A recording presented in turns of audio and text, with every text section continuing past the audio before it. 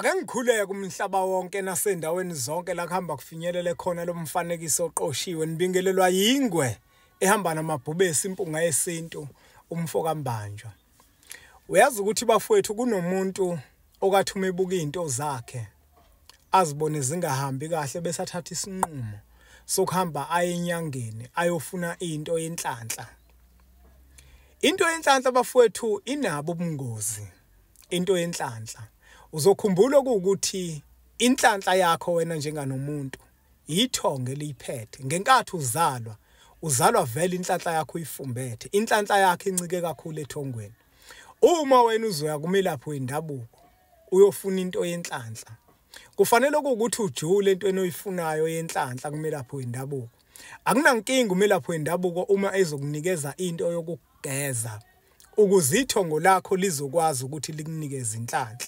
Kungabi ukuthi umelaphi wendabuko into azokunikeza yona iyona ezokunikeza inhlanhla. Angazi noma ngizwakala yini.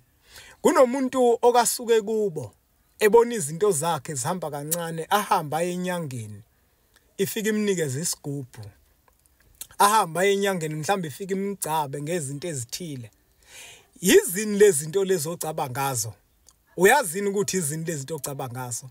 Ngoba kungenzeka ukuthi lezi zinto ocabanga ngazo izona manje sezizophenduka ithongo kuwe eliqondene nenhlanhla. Bese kuqhela ithongo eliphethe inhlanhla yakhe kuyilona owazalwa nalo. Omunye anikezwe isigubhu. Uma enikezwa lesigubhu athi uma efika mhlambe sifike singasebenzi. Omunye sifike sisebenze. Wena ufike lesigubhu sangasebenza usubuyele emuva manje uyothuka inyanga ekunikeza isigubhu. Kanti inyanga ekunikeza isigubhu ikunikeza isigubhu esisebenzayo. Kuphela wena ithongo lakho alizwani nodoti. Ingaka isigubhu singazange size sisebenze kuwena. Wena usidinga isigubhu kodwa wena udinga ukuthi ulungise umsamo ukuze inhlanhla yakho ithonge likuphathele yona lizokwazi ukuthi likunikeze yona.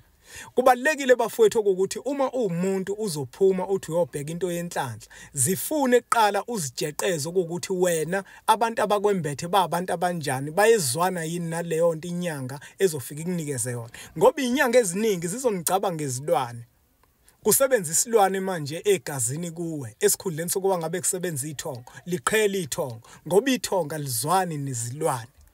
Ubone wena izinto zakho zibhede kakhulu kunaqala kanti kuthi ukuthela ithongo ngento esifakiwe kwena egazini. Kuthi ukuthela ithongo ngento wena uhambe waya koyilanda yafika ithongo lakho yalingcolisa wabusa ungcola ngento wena uhambe wayoyilanda kuphi enyangeni.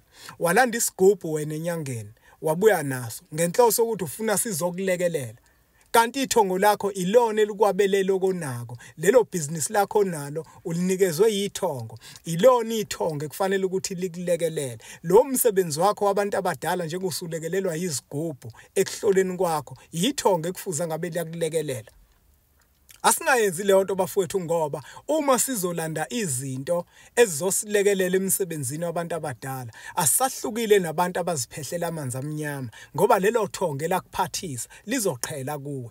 Uma umuntu ufuna ukuthola inhlanhla hamba uye kumelaphi wendabuko uyofuna izinto zokugeza ithongo zokuhlambulula ithongo. Zikhona izinto ezinhle eziqondene nenhlanhla ezigeza ithongo lakho likwazi ukuthi likunikeze inhlanhla ngoba inhlanhla vele uyiphathelwe yithongo. Inhlanhla ayikho kumelaphi wendabuko.